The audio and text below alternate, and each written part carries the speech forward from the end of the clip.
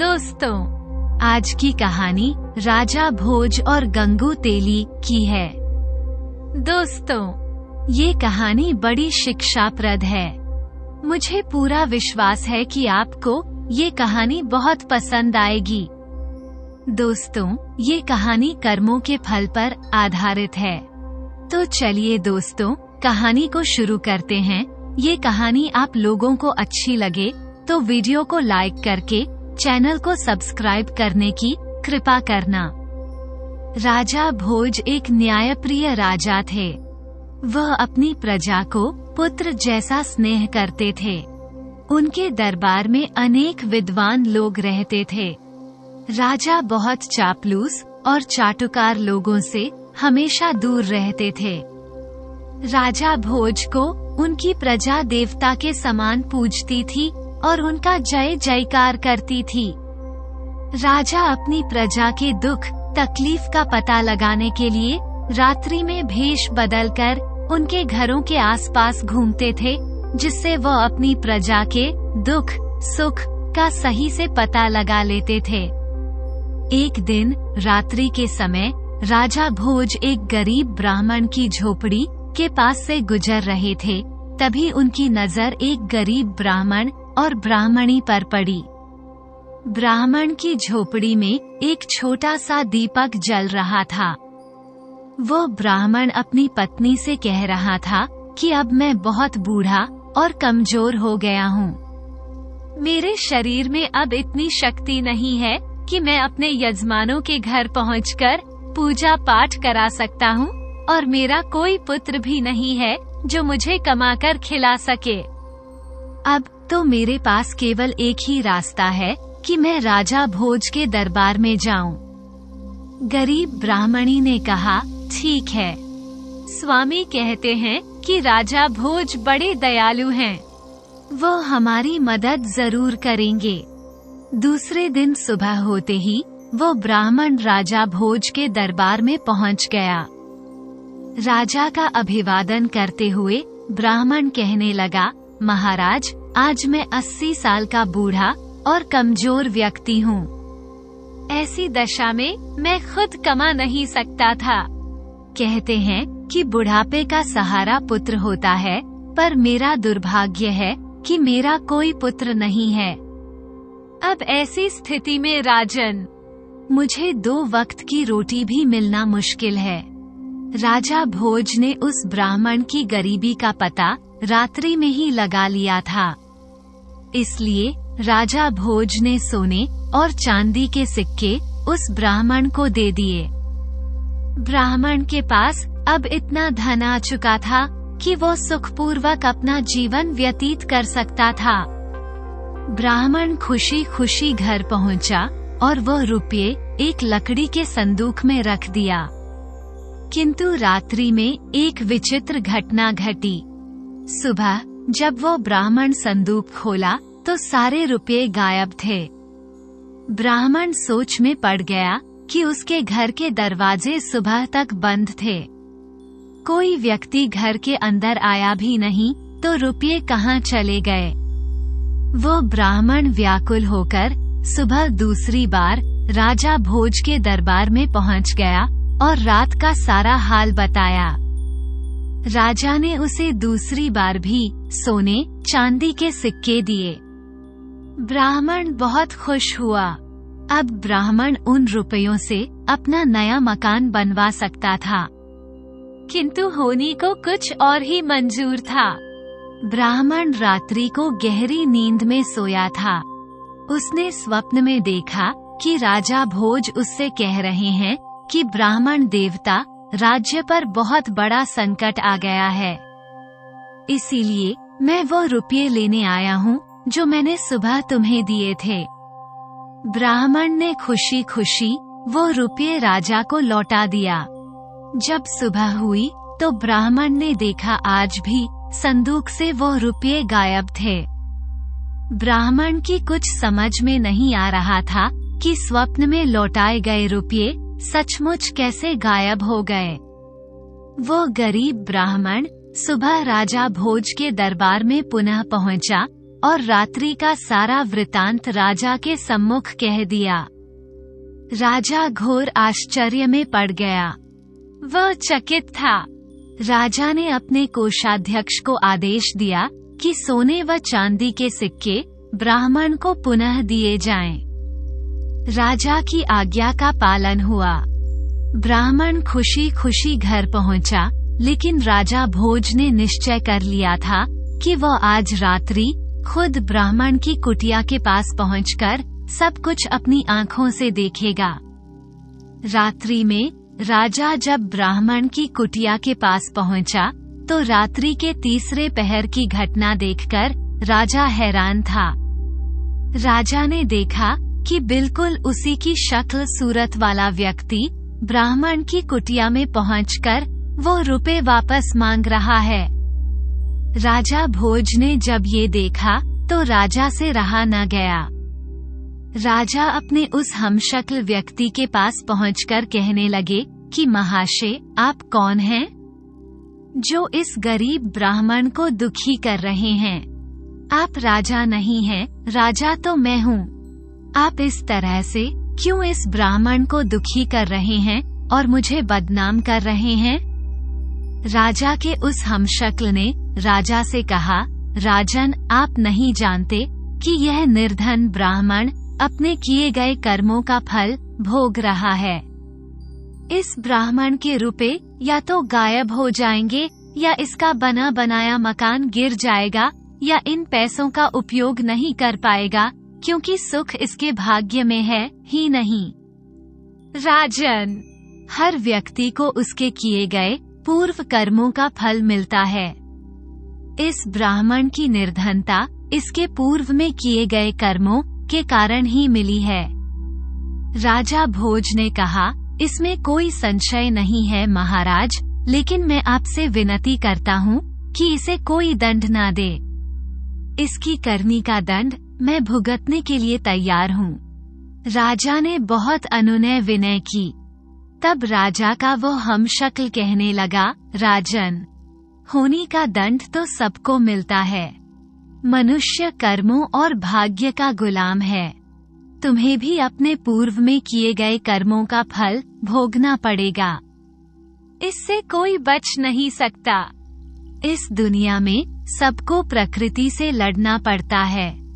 ये प्रकृति ही सबको अच्छा और बुरा अवसर प्रदान करती है। कर्मों का खेल बड़ा विचित्र है। ये कहकर वह राजा का हमशक्ल गायब हो गया। एक दिन राजा अपने सबसे तेज और ताकतवर घोड़े पर सवार होकर जंगल में शिकार खेलने निकल गया। राजा के साथ कुछ सिपाही भी थे। सारा दिन शिकार की तलाश करते करते वो अपने राज्य की सीमा पर पहुंच गए। राजा के सिपाही पीछे छूट गए। तभी उस घोड़े ने एक ऊंची पहाड़ी से छलांग लगा दी। राजा भोज लहूलुहान होकर घोड़े से गिरकर मूर्छित हो गए। उनका मुकुट भी गिर गया। राजा भोज को जब होश आया तो उन्होंने देखा कि वे पड़ोसी राजा के सिपाहियों के कब्जे में हैं। सिपाहियों ने पूछा कि तुम कौन हो, यहाँ कैसे आया? राजा की जुबान बंद हो गई थी। राजा ने कोई उत्तर नहीं दिया। इस पर सिपाहियों ने राजा को हमलावर शत्रु समझकर मारा पीटा और घायल करके नगर के बाहर सुनसान जगह पर फेंक दिया। तभी उसी राज्य का रहने वाला गंगू तेली उधर से गुजर रहा था। उसकी नजर राजा पर पड़ी। वो घायल राजा को उठाकर अपने घर ले गया, क्योंकि राजा के भाग्य की विडंबना ही राजा को गंगू तेली के घर पहुंचा दिया गया। गंगू तेली ने राजा की मरहम पट्टी करके राजा को स्वस्थ कर दिया। राजा को जब होश आया तो राजा ने अपने जीवनदाता को देखा, लेकिन राजा तो बेजुबान हो चुका था। गंगू तेली राजा को देखते ही समझ गया कि वो कोई कुलीन व्यक्ति है जो भाग्य का मारा है, इसीलिए इसे शत्रु समझकर पीटा गया है। कुछ दिन बाद ही राजा भोज पूर्ण रूप से स्वस्थ हो गए। लेकिन राजा भोज ये जानते थे कि सत्यता जानने पर इस राज्य का राजा उन्हें शत्रु समझकर कैद में डाल देगा। इसीलिए राजा भोज चुप रहे। गंगू तेली ने राजा को कोल्हू पेरने का काम दिया। राजा ने उसे सहर्ष स्वीकार कर लिया। गंगू तेली खुद भी राजा के साथ कोल्हू का बैल बनता था। किंतु हीरा तो कोयले की बीच भी चमकता है और चिनगारी घोर अंधेरे में भी चमकती हुई दिखाई देती है। गंगू तेली ने राजा की विशाल बाहें, चौड़ी छाती, चमकता हुआ मस्तक देखकर अनुमान लगाया कि यह उसका दास जो है वो कोई साधारण व्यक्ति नहीं। राजा भोज को अपने जीवनदाता का कर्ज चुकाना था। इसीलिए पूर्ण स्वस्थ हो जाने पर भी राजा ने अपना भेद नहीं खोला। एक दिन राजा स्वभाव बस कोई एक गीत गुनगुना रहे थे तो वहां तेल के लिए आए हुए ग्रामीणों ने राजा का गीत सुना। राजा की मधुर आवाज सबके मन को भा गई। फिर जब राजा कोई गीत गाता तो गंगू तेली के साथ सभी गीत का आनंद लेते।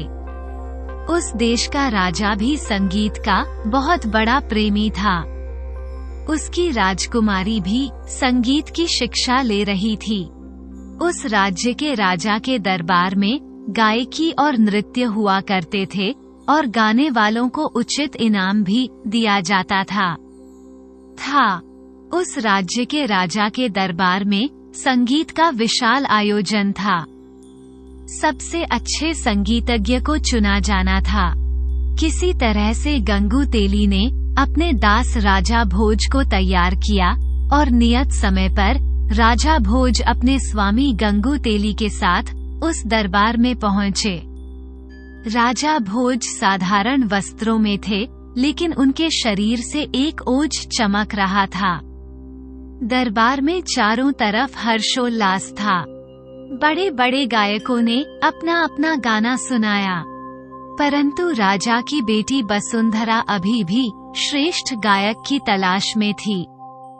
अंत में कोने में बैठे हुए गंगू तेली ने राजा भोज की तरफ संगीत के लिए इशारा किया। राजा भोज ने खड़े होते ही चारों तरफ हाथ जोड़कर अभिवादन करके मंच की तरफ चल दिए। राजा भोज ने गंगू तेली के नौकर के रूप में अपना परिचय दिया और बीड़ा उठाकर गाना शुरू किया। दरबार में बैठे हुए सभी लोग मंत्रमुग्ध हो गए। चारों तरफ से वाह वाह की आवाजें आने लगी। राजकुमारी चिल्लाते हुए कहने लगी, महान गायक, श्रेष्ठ गायक। पहली बार खुली सभा में राजकुमारी का इस तरह चिल्लाना राजा और दरबारियों को बड़ा अजीब लगा। राजकुमारी पर जैसे संगीत का जादू छा गया था। वह खड़ी होकर फिर चिल्लाने लगी, यही है मेरा गायक, यही है श्रेष्ठ संगीतज्ञ, यही है संगीतज्ञ। राजा को यकीन ही नहीं हो रहा था कि राजकुमारी एक साधारण आदमी को इस तरह से अपना मान लेगी। उस सभा में अपना मान लेने और विजयी व्यक्ति का मतलब था राजकुमारी का जीवन साथी। राजा ने राजकुमारी से कहा कि बिना वंश जाने इस तरह तुम्हारा कहना उचित नहीं है, क्योंकि तुम कोई साधारण कन्या नहीं हो। इस राज्य की राजकुमारी हूँ। राजकुमारी ने कहा, पिताजी, यह कोई साधारण व्यक्ति नहीं है। ये कुलीन वंश का गुणी राजकुमार है। आप परीक्षा करके देख लें। राजकुमारी वसुंधरा ने पूरे विश्वास के साथ उत्तर दिया, क्योंकि राजकुमारी का मन कहता था कि यह कोई साधारण व्यक्ति नहीं है। राजा सिद्धराज के दरबार में ज्ञानियों की कमी नहीं थी। वहाँ 4 विद्वान धर्मदेव, करमदेव, तपदेव और पुण्यदेव बैठे थे। राजा ने दरबारियों को संबोधित करते हुए कहा, विद्वानों, हमें इस युवक का परिचय इसके गुणों से ही जानेंगे। हमारे 4 विद्वान ही उस श्रेष्ठ गायक का चुनाव करेंगे जिसे वसुंधरा पसंद कर सकेगी। हम स्वयं इन 4 विद्वानों से उस युवक के बारे में प्रश्न करेंगे। सबसे पहले सिद्धराज ने विद्वान धर्मदेव से प्रश्न किया कि धर्मदेव, इस आर्यावर्त में सबसे अधिक धार्मिक युवक राजकुमार कौन है? धर्मदेव ने कहा, महाराज, आप स्वयं बुद्धि के भंडार हैं, परंतु जहाँ तक मुझे देश प्रदेश का ज्ञान है, धारा नगरी के राजकुमार राजा भोज हैं। वे बड़े बड़े धार्मिक कार्य किए हैं। सारी प्रजा उन्हें देवता की तरह पूजती है। राजा सिद्धराज ने अगला प्रश्न तपदेव से किया कि तपदेव, आप बताएं कि इस धरती पर आप किस युवक को तपस्वी मानते हैं? तपदेव ने कहा, महाराज, राजा भोज ही कई युद्धों में जीवन मृत्यु के बीच पहुंचकर विजयी हुए हैं। ऐसे वीर को मृत्यु भी आसानी से नहीं छू सकती। राजा सिद्धराज ने तीसरा प्रश्न करमदेव से किया कि आप बताएं कि इस धरा पर किस युवक के कर्म अच्छे हैं? करमदेव ने कहा, महाराज, जहाँ तक मुझे ज्ञान है, राजा भोज के कर्म बहुत अच्छे हैं। राजा सिद्धराज ने अंतिम प्रश्न पुण्यदेव से किया कि पुण्यदेव, आप बताएं कि ऐसा कौन सा पुण्य आत्मा युवक है जो हमारी सभा में आकर हमारे सामने हमारी राजकुमारी का पाणी ग्रहण कर सके। महाराज, ऐसी पुण्य आत्मा तो इस धरती पर राजा भोज ही हैं। उनके पुण्य की कहानियां अनेक हैं। वे सबसे महान हैं। पुण्य देव ने स्पष्ट किया। अब सारे दरबार में सन्नाटा था कि अब इस युवक का क्या होगा, पर वो युवक बिल्कुल शांत और गंभीर खड़ा था। राजा ने उस युवक से पूछा कि तुम अच्छे कलाकार अवश्य ही हो, परंतु हमारे सभासदों का निर्णय सुन लिया होगा। हमारी बेटी ने न जाने कैसे अचानक दरबार में अभद्रता क्यों कर डाली। हमारी बेटी केवल राजकुमार भोज के ही अनुकूल है। हमारे विद्वानों के अनुसार राजा भोज में 4 गुण धर्म, कर्म, तप और पुण्य मौजूद है।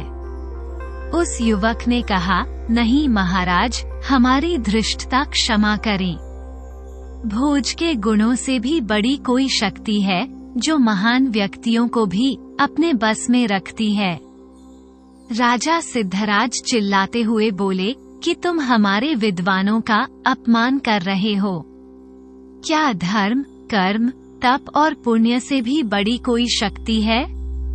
युवक, तुमको नहीं पता हमारे विद्वानों का अनादर करने का दंड क्या है? वो युवक बोला, महाराज, दंड तो बुरे कर्मों का मिलता है। सत्य बोलने पर नहीं, सत्य बोलने पर तो इनाम मिलता है। युवक की बात सुनकर भरी सभा में ठहाके गूंज उठे। क्या मतलब है इसका? राजा सिद्धराज ने कहा, कैसा इनाम? युवक ने कहा, महाराज, आज धर्म, कर्म, तप और पुण्य से भी बड़ी शक्ति है। होनी या भाग्य, राजा भोज इन सब गुणों के होने के साथ साथ अभी भी दर बदर की ठोकरें खा रहा है, पर होनी बड़ी प्रबल है। होनी को कोई नहीं टाल सकता। राजा सिद्धराज ने कहा, तो क्या तुम ही राजकुमार भोज हो? युवक ने कहा, हाँ महाराज, मैं ही राजा भोज। ये सब होनी का खेल है जो आज मैं आप सबके बीच हूँ। भोज ने ब्राह्मण और शिकार की सारी बात कह सुनाई। कहा, महाराज, आपके सैनिकों ने तो मुझे मारकर फेंक दिया था, पर ये तो भला हो मेरे जीवनदाता गंगू तेली का, जिन्होंने मेरे प्राण बचाए। पर मैंने इन्हें भी अपना परिचय न देकर इनकी दास्ता को स्वीकार कर लिया। सारी सभा में हर्ष का माहौल हो गया। पूरी सभा में राजा भोज का जय जयकार होने लगा। इसी के साथ राजकुमारी वसुंधरा ने राजा भोज के गले में जयमाला डाली और विवाह किया।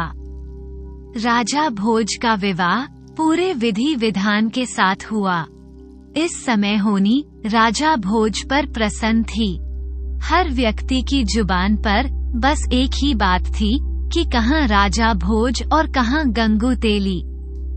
दोस्तों, ये कहानी यदि आप लोगों को पसंद आई हो तो वीडियो को एक लाइक करके चैनल को सब्सक्राइब कर लेना, क्योंकि हमारे चैनल पर आपको इसी तरह की ज्ञानवर्धक वीडियो देखने को मिलेंगे। हर वीडियो में कोई ना कोई एक अच्छा संदेश छिपा होता है जो आपके जीवन में बहुत ही काम आने वाला होता है। दोस्तों, इसलिए चैनल को सब्सक्राइब करने की जरूर कृपा करना। जय श्री कृष्णा। राधे राधे।